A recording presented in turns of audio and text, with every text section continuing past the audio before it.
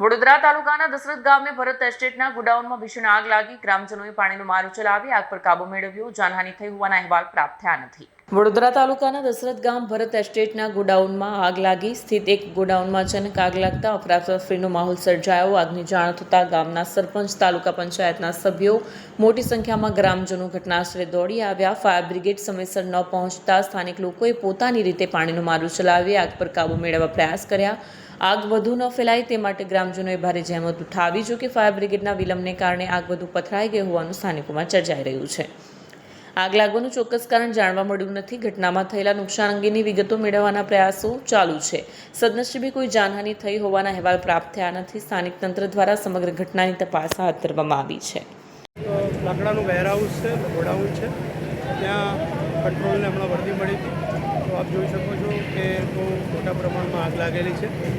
એ વધુ સ્પ્રેડ ના થાય માટે ફાયર ફાઇટરની 4 ટીમ અહીંયા અત્યારે કામ કરી છે. લોકલ પોલીસ જે છે એ બીજો અન્ય બંદોબસ્ત યોગ્ય જાળવી રહ્યું છે.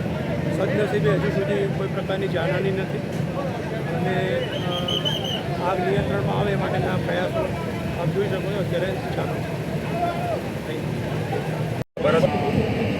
અમે જે થોડીક સાઈડમાં થોડી આગ લાગી એટલે પવન લીધે બધું પકડી લીધું અને અમારું જે ફાયરનું અમારું જે બધા હાઇડ્રન્ટ ને બધું જ અમે ચાલુ કરી દીધું પણ આ પવન લીધે કાબૂમાં ના રહી અને અમે બમ્બાને ફાયરમાં તરત ફોન કર્યો. ફાયર પોણા કલાકે ફાયર આવ્યો અને પહેલાં એક જીએસએફ ગયો ને પછી તો એક બીજું 15-20 મિનિટ પછી આવ્યો એટલે આગ વધારે પકડી. પણ બીજા બધા કોઈ ગોડાઉનને નુકસાન નહીં, ખાલી પેલેટવાળું જે હતું એમાં નુકસાન થયું છે, બીજી કોઈ જાનહાનિ થઈ નથી.